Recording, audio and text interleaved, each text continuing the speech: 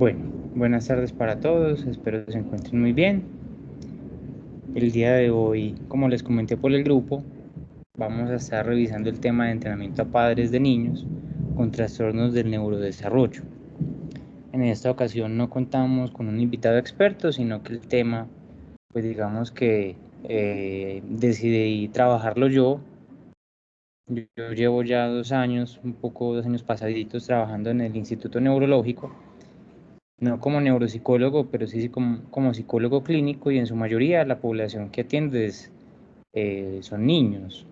Y siendo el Instituto Neurológico, pues entonces la gran mayoría de niños que acuden a la institución llegan con algún trastorno del neurodesarrollo, con algún síndrome neuropsicológico propiamente dicho. Entonces, pues digamos que eso me ha dado la oportunidad de aprender bastante sobre ello. Nunca es que me hayan encantado los niños, pero les he ido cogiendo mucho aprecio. Y sobre todo he ido cogiéndole mucho aprecio a los papás de los niños, porque son quienes en muchas ocasiones también se ven superados por lo que encuentran con estos niños. Bueno, entonces, ¿cuál es la idea? La idea a lo largo del espacio de hoy es tocar 3 puntos. En primer lugar, hablar de la psicoeducación y algunas consideraciones en función de cada uno de los diagnósticos del neurodesarrollo, cada uno de los trastornos, ver qué puntos en común comparten estos trastornos del neurodesarrollo, aparte de ser pues propiamente alteraciones del neurodesarrollo, y revisar en sí pues el tema que nos trata al espacio de hoy, que es el tema del entrenamiento a padres. Vamos a ver algunas generalidades, algunas recomendaciones que se sugieren en general cuando se va a trabajar este tema. Vamos a revisar la importancia del aprendizaje vicario con esta población.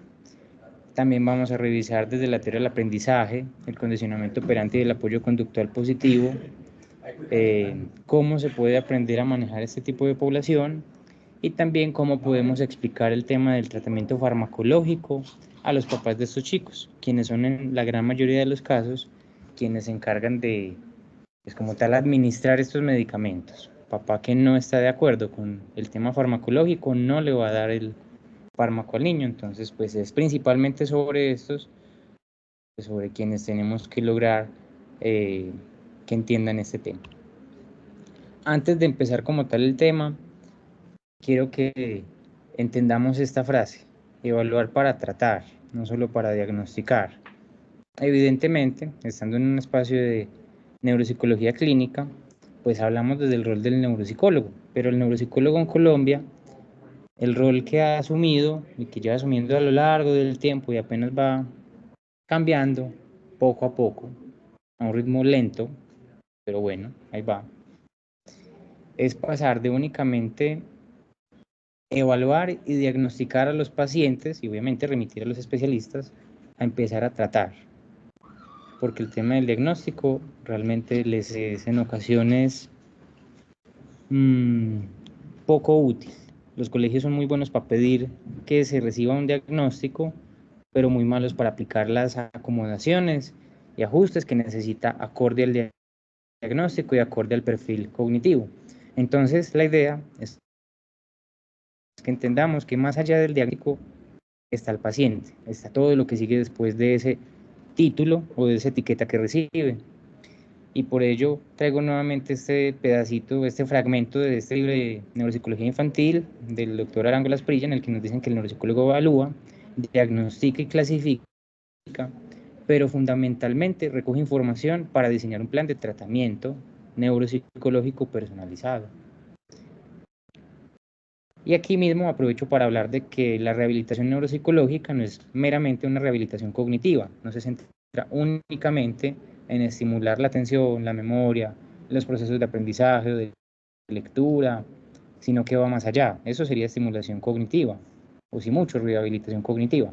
Pero cuando hablamos de rehabilitación neuropsicológica, los libros actuales cada vez son más enfáticos en que la rehabilitación neuropsicológica abarca obviamente los temas cognitivos, pero también emocionales, comportamentales, y ya se habla también de los temas laborales, incluso sexuales, de los pacientes con traumatismos craneoencefálicos que tienen muchas complicaciones con estos temas, educativos, Entonces es algo muy amplio en lo que no nos podemos reducir meramente a la aplicación de ejercicios de estimulación cognitiva. Entonces, empezando el tema, vamos a entender un poco cómo se realiza esta psicoeducación y cómo se abordan algunas consideraciones en relación de cada diagnóstico y de la situación actual que presente cada niño. Vamos a ir revisando uno por uno los diferentes síndromes y trastornos del neurodesarrollo, comenzando desde la discapacidad intelectual, recordando que aquel chico con discapacidad intelectual es el que típicamente repite primer grado porque le cuesta significativamente aprender en general, pero sobre todo aprender a leer, a escribir, a empezar a hacer cálculos porque son temas más abstractos, más complejos, pero que también demuestran las pruebas de inteligencia aún con una capacidad intelectual muy baja,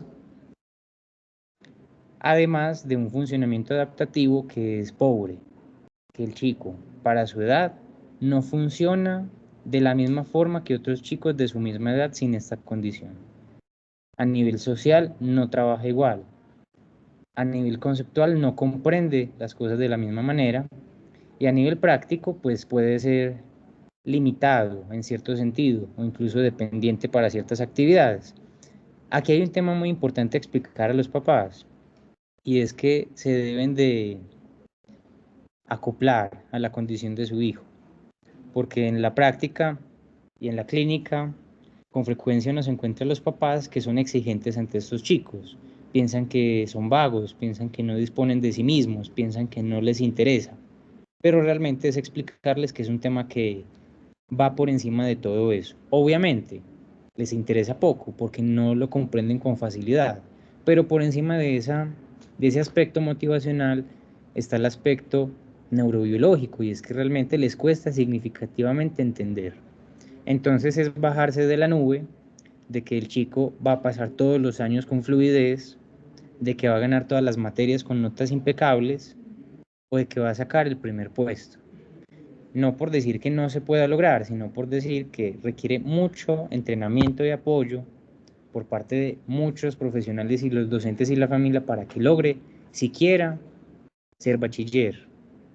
Pero obviamente hay muchos casos de población con discapacidad que logran hacer el bachiller y hacer alguna técnica o tecnología y trabajar con un buen desempeño, pero requieren un adiestramiento, como se dice. Entonces aquí ese es el tema importante, aterrizar a los papás a la realidad de esta condición y lo que significa no hoy, sino a largo plazo, a lo largo de la vida de este sujeto. Porque si no, pues es población que empieza a demostrar muchos problemas emocionales y comportamentales por la alta exigencia que se le exige, valga la redundancia. Vamos con el trastorno de déficit de atención e hiperactividad. Se sabe que es de los trastornos del neurodesarrollo el más prevalente. Aquí en Antioquia incluso creo que hay estudios que demuestran que la prevalencia es aún mayor, pero la conceptualización que se tiene es un poco errada en muchas ocasiones. Los últimos planteamientos que hay del trastorno de déficit de atención y hiperactividad es que la raíz es una alteración en el control de los impulsos, y esa alteración en el control de los impulsos es la que genera que el paciente se distraiga fácilmente y que además no regule su energía o su intención motora. Pero por encima de todo esto es entender que al chico se le tienen que hacer adecuaciones, se le tienen que hacer ajustes en la casa, pero también en el colegio, y que es uno de los trastornos del neurodesarrollo que más comorbilidades presenta a lo largo del ciclo vital. Ahorita vamos a especificar más en esto. En este caso, entonces, ¿cuáles son las consideraciones? Que se deben de hacer muchos ajustes y lograr que el paciente cada vez reconozca más estos errores para que tome más autonomía frente a su condición y que tome más autonomía también con las sugerencias que se puedan empezar a dar. En este caso, sobre todo, importa que estos chicos con esta condición tengan papás altamente funcionales, con buena función ejecutiva, que les enseñen a partir de ese modelamiento o ese aprendizaje vicario cómo funcionar en la cotidianidad de una forma efectiva. Pasando al trastorno del espectro autista, con frecuencia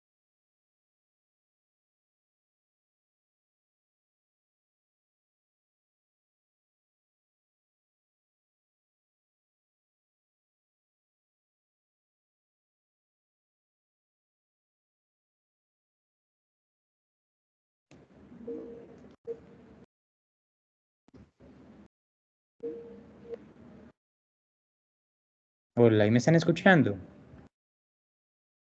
Sí. Bueno, que creo que se cayó durante un momento la conexión. Entonces, como les contaba, con frecuencia con estos niños con el trastorno del espectro autista no encuentra familiares, obviamente cuidadores, que exigen que estos niños sean los más sociables, los más conversadores, los más amigueros, que aprendan lo que quieren que aprendan. Entonces es también así como la discapacidad intelectual, aterrizar a la realidad, que no van a ser los niños más sociables, más de mayor interacción, no van a ser el centro de la fiesta ni el que más compañeritos lleva a la casa, porque no es su realidad, es al ajuste al que se le debe de hacer.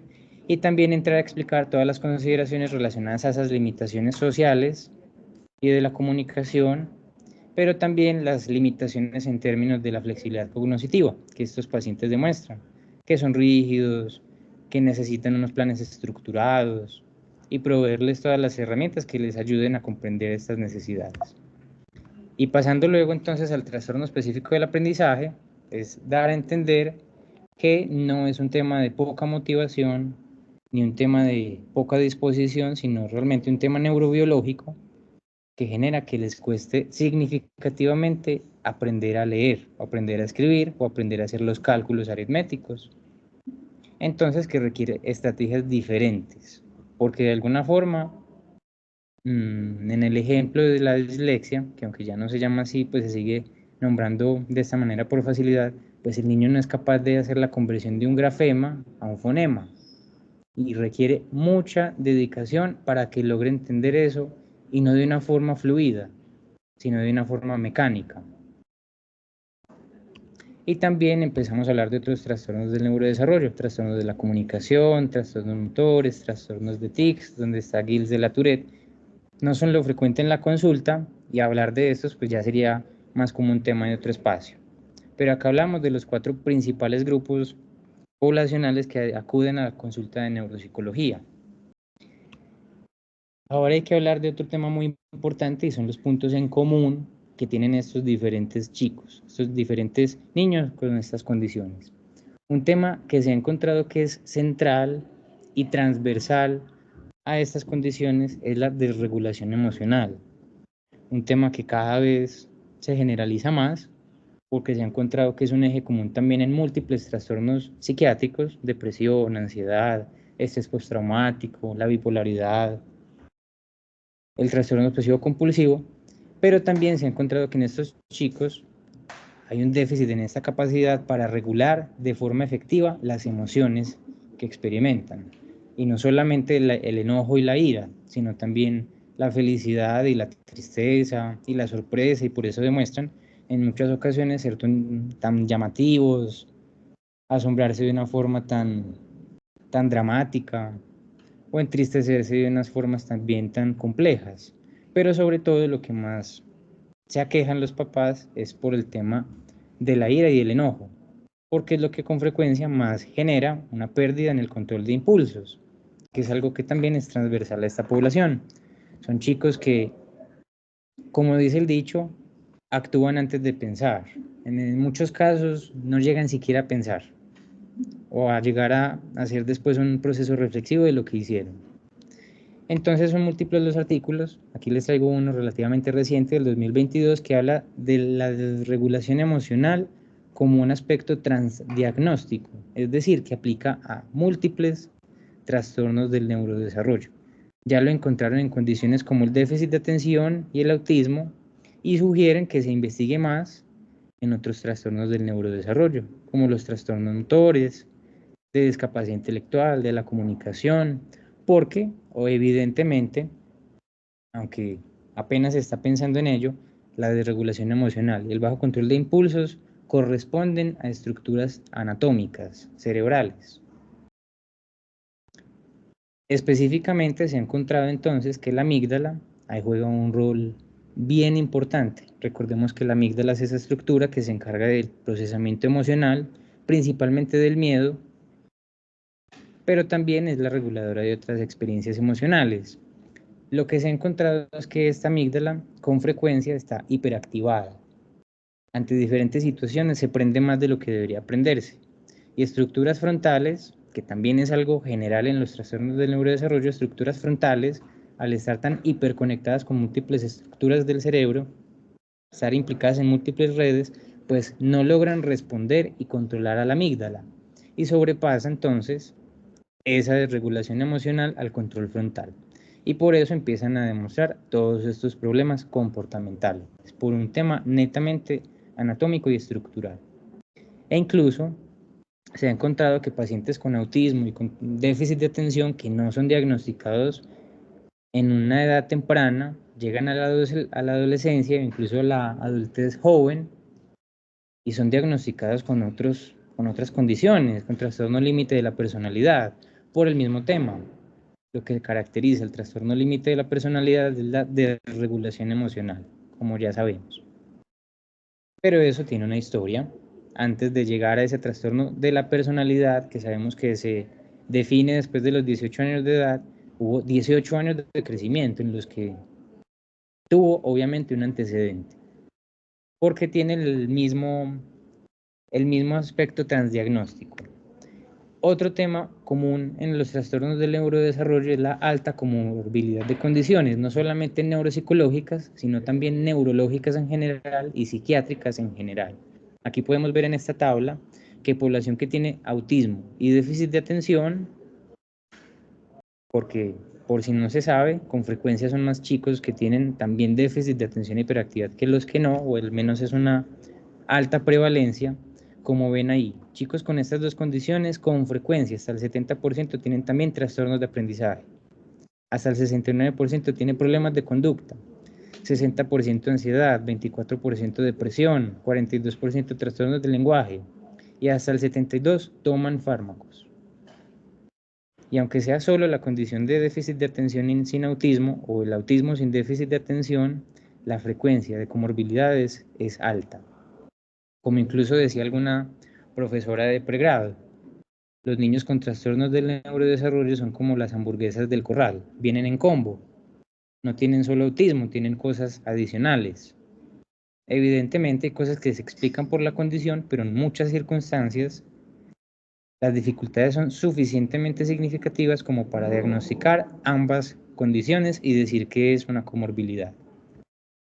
Aquí, como les comentaba ahorita, les muestro una línea de tiempo evolutiva de lo que son las comorbilidades del trastorno de déficit de atención e hiperactividad.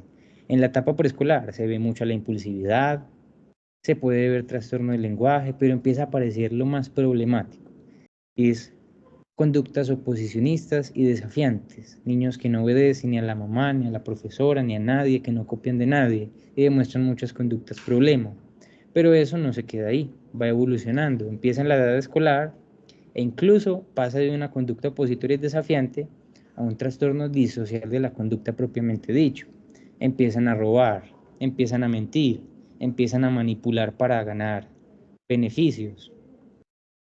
En una que otra ocasión empiezan a demostrar conductas de apuestas o cosas similares que llegan a ser mucho más complejas y también empiezan a demostrar trastornos de ansiedad por esta desregulación emocional que se habló y también mantienen los trastornos del aprendizaje, empiezan a tener un bajo rendimiento académico, no es inusual que pierdan años académicos, no es inusual tampoco, sobre todo en población vulnerable o población de bajo estrato económico, que incluso los retiren del colegio, ya sea porque el colegio no los quiere más ahí o porque los papás simplemente deciden no estresarse más.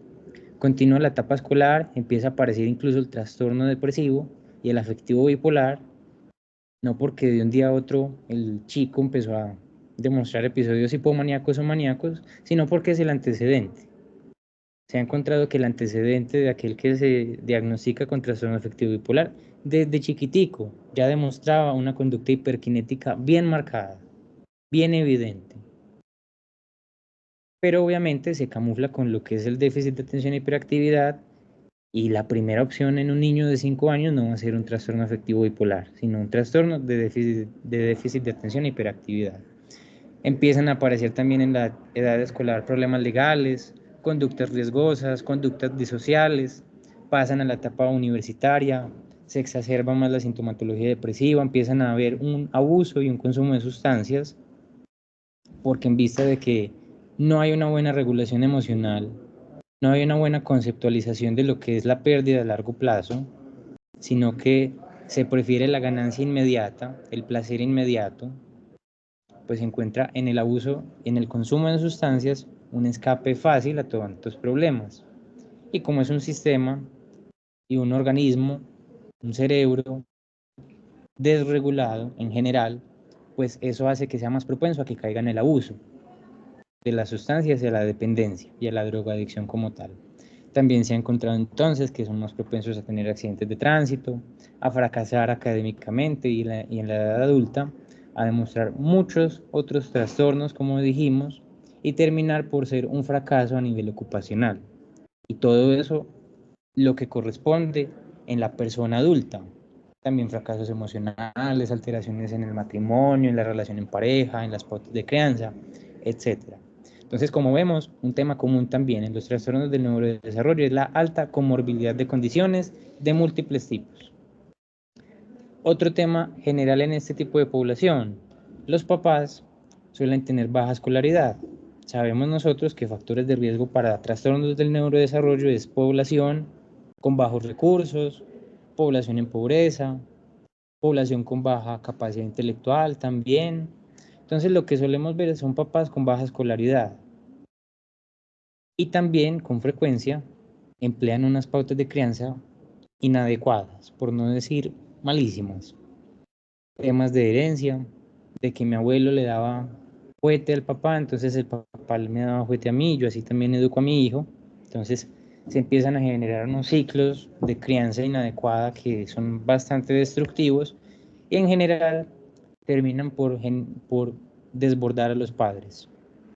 Llegar a la consulta, encontrar que no aguantan más, que no saben qué hacer con estos niños. Incluso en estudios se ha encontrado que papás de niños con autismo mantienen con estrés severo y demuestran además síntomas depresivos y ansiosos.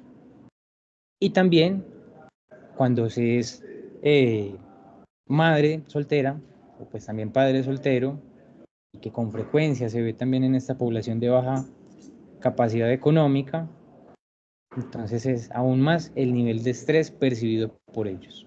Todo esto nos lleva a la importancia de entonces entrenar a estos padres. Toda esta información previa no es simplemente a modo de introducción, sino que con frecuencia esta misma población desestima el valor de un proceso rehabilitatorio, ya sea psicológico o neuropsicológico o psicopedagógico o de cualquier otro tipo. Entonces se les tiene que dar a entender estos temas tan importantes. El tema de malas pautas de crianza previas, el tema de la alta comorbilidad, de que no es un tema de hoy, sino que es un tema de mañana y dentro de 20 años, y que entiendan cuáles van a ser las limitaciones y las necesidades de estos hijos pues, de estos hijos con los que estos hijos que tienen. Entonces, bueno, vamos a entrar al tema de entrenamiento a padres propiamente dicho.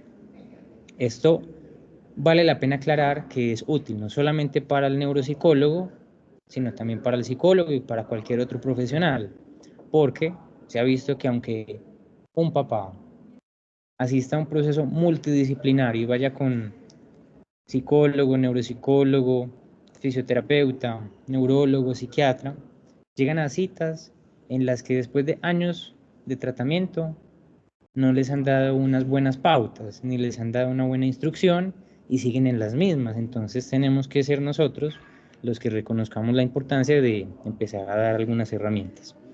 Les traigo entonces aquí algunas sugerencias de programas de entrenamiento en manejo parental que se proponen en este libro de psiquiatría infantil, muy bueno para poder entender todo este tema, con unas instrucciones bastante claras y precisas. Ahorita podría compartirlo por el grupo. ¿Qué nos sugieren entonces? Que en ese entrenamiento a padres incluyamos temas como manejo de normas y límites, porque con frecuencia se ve que estos papás son excesivamente permisivos, no manejan normas y los límites son inexistentes, o mamá intenta ponerlo y papá lo quita, eso es aún peor. que hay que enseñarles también a hacer unos mandatos efectivos, es decir, dar buenas órdenes, porque con frecuencia lo dicen en modo irónico o en términos negativos. En vez de decirle que se baje de la silla ya, le dicen que si no se piensa bajar de la silla, el niño no entiende eso, o no entiende bien cuál es la instrucción, mucho menos entiende que eso es irónico, y termina por efectivamente desbordar a la mamá. Incluye también reforzamiento verbal y social. Continuamente se ve que el reforzamiento típico es el celular. No es una mala herramienta, puede utilizarse a favor, pero se encuentran casos en que el niño mantiene con el celular todo el día. Y esa es una realidad con la que es complejo empezar a trabajar, porque mantiene reforzado con múltiples comportamientos complejos y que se deberían de cambiar. Entonces el niño se siente privilegiado por actuar de esa forma y no logra entender que su comportamiento es malo porque se le privilegia. También se agrega comunicación asertiva en familia, como dijimos, es población pues algo compleja. Comunicación asertiva no es que tengan mucha, son de los que suelen emplear el castigo físico como primera medida y no como última. También se les debe instruir en técnicas de resolución de problemas, que las hay de múltiples tipos y de múltiples propuestas de diferentes autores. También hay que enseñar a manejar ese control de impulsos, por el tema que hablábamos ahorita, de esa desregulación emocional que se relaciona con el déficit de control de impulsos. Se puede enseñar típicamente la estrategia del semáforo, la analogía del volcán, enseñar técnicas de respiración, de tensión y distensión, o simplemente cambiar el objeto en el que descargan toda la ira y el enojo. Un ejemplo es un chico con autismo de 4 años que solía morder y agredir a los papás e incluso darse cabezazos contra las paredes. En 2 semanas logramos cambiar esas conductas por una conducta más adaptativa. Él tiene un peluchito que cada vez que se enoja lo destroza, lo vuelve nada, pero es mejor que pegue a los papás, pues mejor que se agreda a sí mismo. Entonces es enseñar cómo desviar esa alteración de la regulación emocional. También emplear estrategias de economía de fichas o tablas de puntos. Estas pueden abordarse desde múltiples perspectivas, ya sea ganando puntos por buenas conductas o perdiendo puntos por las conductas problema que se van fijando, pero que al fin y al cabo pues las fichas se puedan canjear por algo. También entrar en temas de sanciones o pérdidas de privilegios, que es lo típico que hacen los papás, pero un problema es que no mantienen esas contingencias a lo largo del tiempo y también en su impulsividad castigan durante un mes y a los 2 días ya el castigo se perdió, entonces eso daña todo tipo de lógica y de coherencia en la crianza. Y también el uso del time out, o el tiempo libre, que es un tiempo en el que el chico deja de ser reforzado de forma social o de cualquier otra forma. Entonces, estas son algunas generalidades del entrenamiento a padres, pero también a los padres se les tiene que enseñar a enseñarles a los docentes a cómo manejar a ese chico. Porque la realidad nuestra es que los docentes con 40, 50 estudiantes no tienen el tiempo y muchas veces tampoco el conocimiento para adecuar el estudio a ese niño en específico. Entonces nosotros somos quienes tenemos que decirle a los papás qué le tienen que decir a los profesores, qué ajustes tienen que solicitarles, qué ajustes tienen que exigirles, porque no es lo mismo pedirle que haga ajustes a decirle haga este ajuste en específico, un ajuste puntual, claro y conciso que es medible en el tiempo y se puede aplicar desde hoy mismo. ¿Qué tipo de ajustes? Establecer metas pequeñas, metas bien proporcionadas, incluir a los padres en el proceso, hacer que permanezcan en las tareas a lo largo de la clase, no permitir que salgan porque es frecuente que este niño reconocen que desborda energía, entonces que trabaje 2 minutos y vaya y salga y vuelva al final de la clase tampoco es una buena solución. Que manejen buenos volúmenes de atención y adecuados a su capacidad, principalmente en lo que es la discapacidad intelectual y en el déficit de atención. Que evidentemente hagan un buen manejo de las conductas disruptivas y no las refuercen. Un ejemplo de esto puede ser un niño con autismo de 5 añitos que todavía no desarrolla lenguaje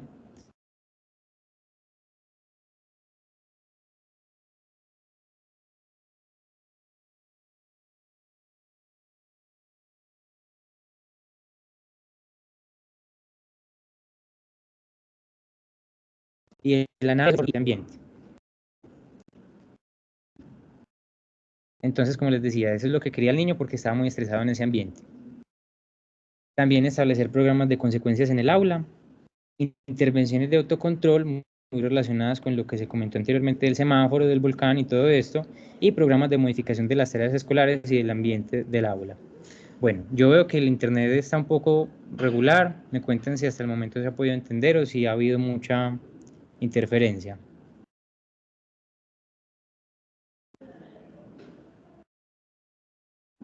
¿Se me No, escucha? pero no tanta interferencia, en realidad como dos vecesitas. Pues a mí solo me ha pasado dos veces. Ah, bueno, listo, perfecto. Entonces continuamos con Gracias. esta señal.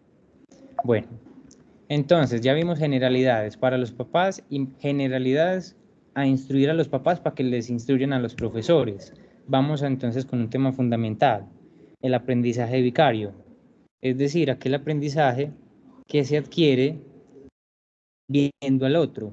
Con frecuencia viendo a quién, pues al papá, a la figura de apego, a la figura de apoyo, a la figura de cuidado, a la figura en la que depositan mayor carga afectiva.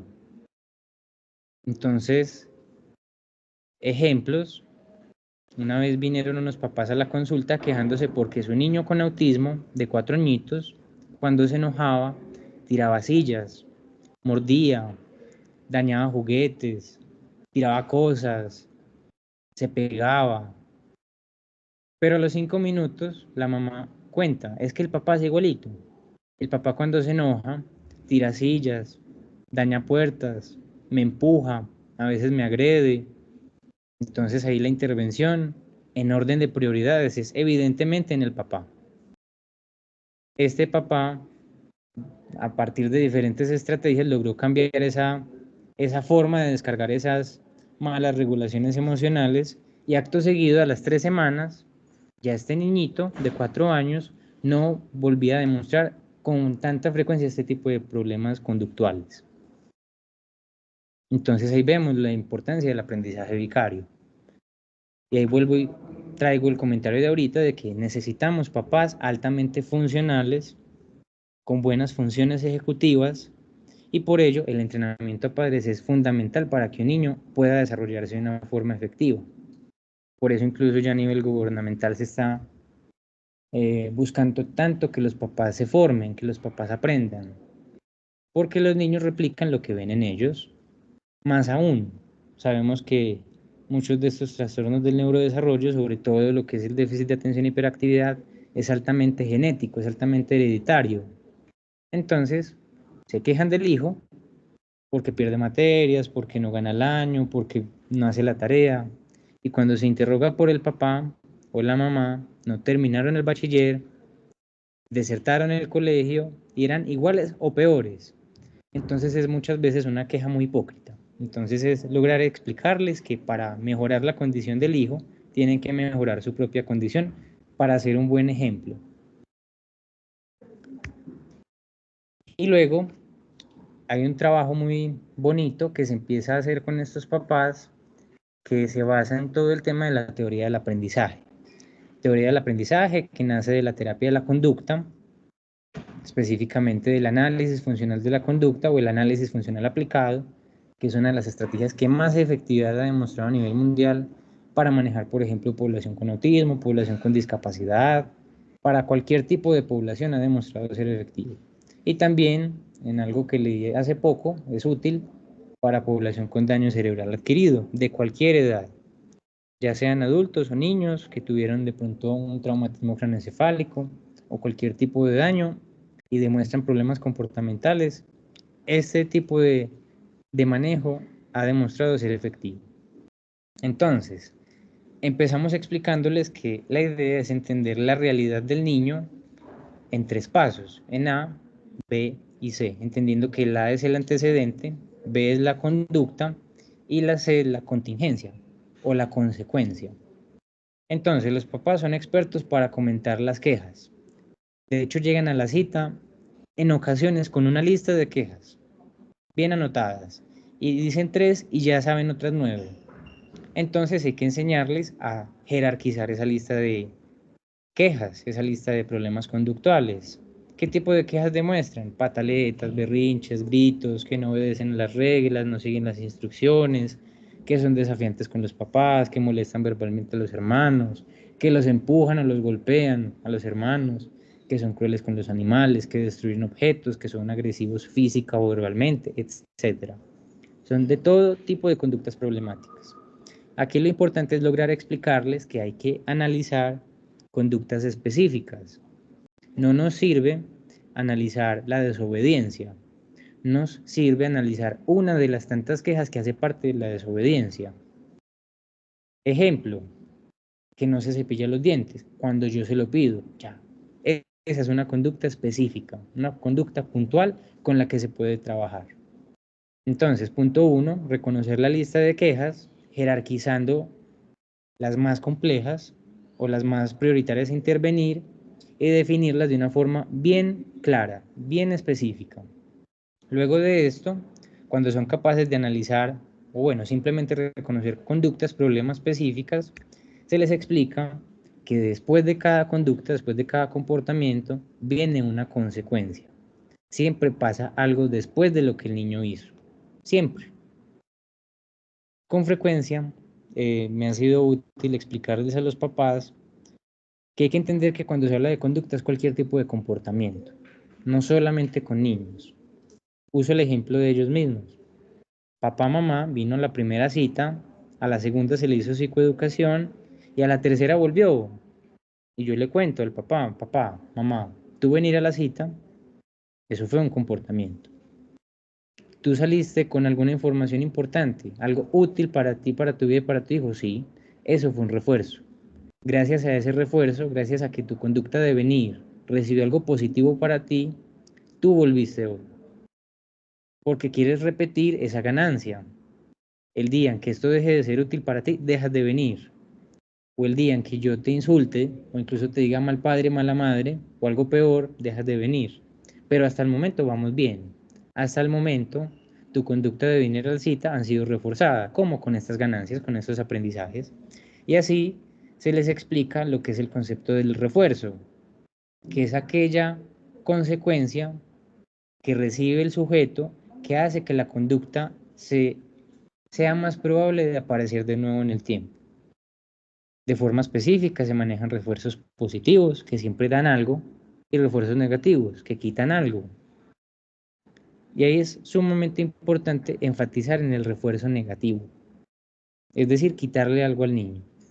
Vamos a ver algunos ejemplos para que los papás entiendan la importancia del refuerzo negativo.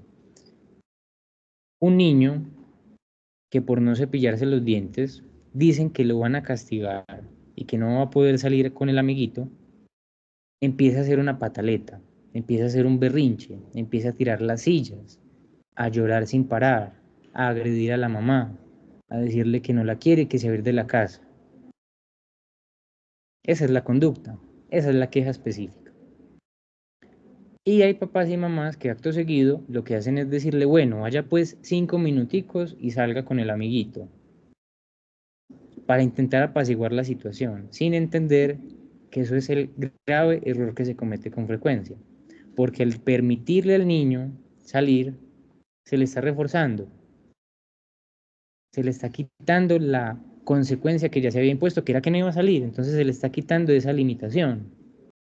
Entonces el niño empieza a entender que cuando hace pataleta, berrinche, pega a la mamá y llora, va a ser reforzado. Y debido a esto, cada vez que lo regañan, va a demostrar esta pataleta, esta conducta, porque he encontrado que a lo largo de múltiples repeticiones, después de ese problema, la mamá o el papá ceden y le quitan el castigo o incluso lo premian y le permiten salir o le permiten hacer lo que quiera. Ejemplo de esto, un chico con autismo de 3 años, siempre, tras salir de la cita de fonoaudiología, veía una maquinita con dulces. Todavía no tiene un buen lenguaje, pero es capaz de decir que el chocorramo es marrón. Cada vez de la cita, cada vez que sale de la cita de fonoaudiología le dice al papá marrón, marrón y le insiste fuerte y brusco. Y el papá simplemente siempre se lo compra, ya se dio. Y cuando se demora un poquito de tiempo el niño se pone furioso, empieza a exigir más fuerte todo, empieza a ser más disruptivo. y el papá con más agilidad le compra su marrón, su chocorramo. ¿Qué se está haciendo ahí? Reforzando el mal comportamiento. El niño, después de demostrar estas pataletas y estas malas conductas, está recibiendo un premio. Y por ello empieza a suceder un fenómeno que es el fenómeno de generalización, en el que el niño ya empieza a ser exigente, demandante, grosero y berrinchudo ante cualquier situación que quiera. Si quiere agua, si quiere jugo, si quiere un juguete, si no quiere algo. Entonces es explicarles a los papás ese tema del refuerzo, tanto positivo como negativo. Entender que la conducta problema que el niño mantenga en el tiempo es porque se ha visto reforzada, es porque se ha visto premiada de alguna u otra forma. También es importante explicarles el tema del castigo, que al contrario que el refuerzo es aquello que sucede después de la conducta y permite que esa conducta no vuelva a aparecer en el tiempo. Incluso ahí es útil darles un ejemplo de la naturaleza, un niño que está en una fogata y ve una piedrita roja y bonita y roja, bien bonita y llamativa, va y la intenta agarrar y se gana un quemón. Después de ese quemón hace una asociación, y es que cuando cojo un objeto de estos tan caliente me quemo y no lo vuelve a coger. Y ahí van entendiendo el concepto del castigo. Sale a la luz el tema de que le dan pelas y aún así sigue siendo el problema.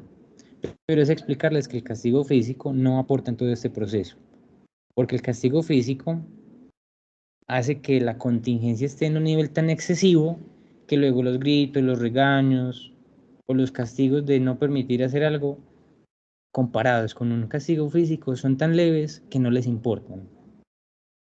Entonces el mismo castigo físico es el que limita la efectividad de otro tipo de castigos. Y peor aún, recordando el tema del aprendizaje vicario, permite que el niño reproduzca ese tipo de malos comportamientos. Entonces ahí empezamos también a aclarar la importancia de eliminar el castigo físico en la crianza de los papás. Y luego también se explica el fenómeno de extinción, que es una de las primeras pautas que se tiene que promover. La extinción no es más ni menos que dejar de reforzar el mal comportamiento. Con este niño que exigía un marrón, un chocorramito después de salir a fonoaudiología, lo exigía mal, simplemente se les dijo a los papás, ignoren ese mal comportamiento. Dejen de darle el premio, dejen de dar el refuerzo a esos malos comportamientos. Cuando salgan de la cita de fonoaudiología, se lo llevan derechito. Obviamente hay que advertirles que el niño se va a poner muy mal, que el niño va a sacar todas sus estrategias y sus herramientas para ponerse a pelear, para demostrar problema. Entonces se les tiene que advertir que al inicio, cuando se empiezan a aplicar fenómenos de extinción, la conducta se va a empeorar, pero ellos tienen que ser resistentes y tienen que ser firmes en su no. Acto seguido, 3 semanas después, de unas 3 semanas bien complejas en las que me contaban estos papás que el niño lo exigía fuerte y demandante, a la tercera semana ya no lo hacía. Salía de la cita de fonoaudiología y seguía derechito hasta el ascensor con ellos. E incluso eso lo forzó a desarrollar un poquito más el lenguaje y a decirle papá marrón. Y el papá le dijo mañana. Y de alguna forma entendió y al otro día le cumplió esto. Entonces es empezar a reforzar buenas conductas como esperar y extinguir el refuerzo que se ha dado hasta el momento de las malas conductas, como lo son estas pataletas y estos berrinches. Ejemplos de refuerzos que pueden utilizar los padres: darle distintos tipos de comida, darles distintos tipos de bebida, temas de afecto, besos, abrazos, cosquillas, jugar a las escondidas o algo que los niños quieran, otras actividades que les gusten, saltar, correr, estirarse, darles algún premio leve. Y otros ejemplos que pueden utilizar los docentes, los tenemos ahí: el tiempo libre, limpiar el pizarrón, hacer un dibujo, recibir un certificado y un premio, ayudar a un compañerito en clase. Son muchas las estrategias que se pueden optar, obviamente depende de cada situación en específico.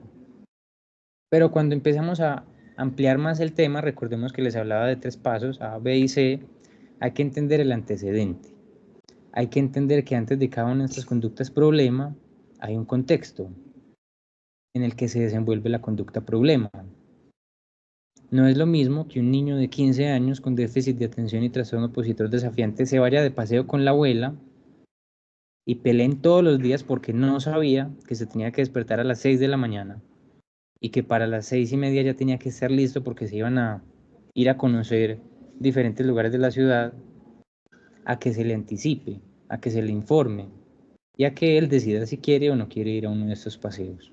Si se prepara bien el antecedente, se pueden prevenir conductas problema.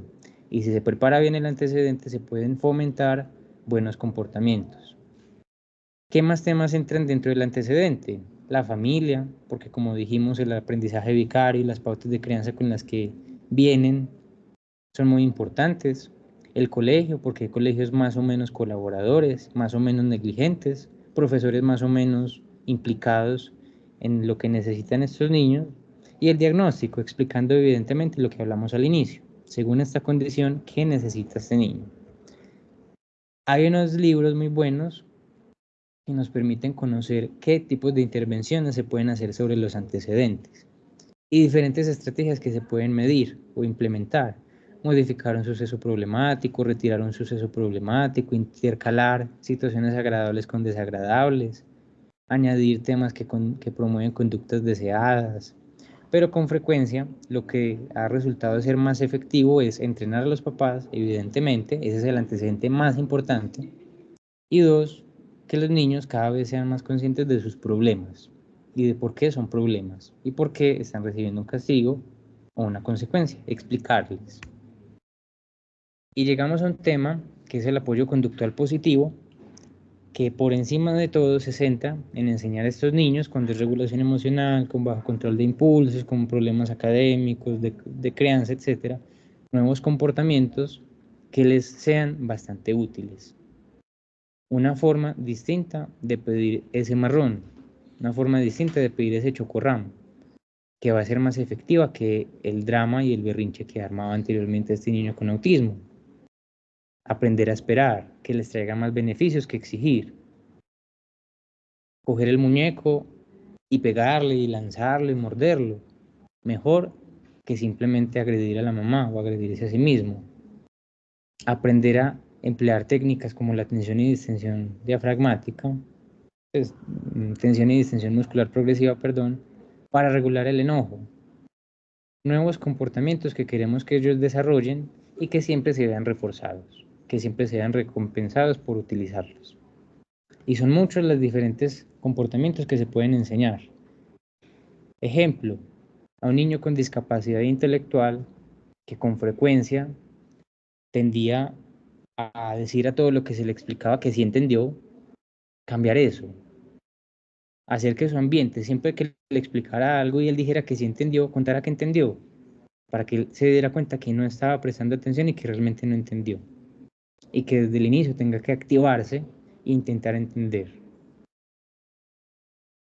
Y que si no entendió, diga que no, no entendió y que se le repita sin problema, que ese sea el nuevo comportamiento que deba de aprender, decir que no entendió cuando realmente no entendió.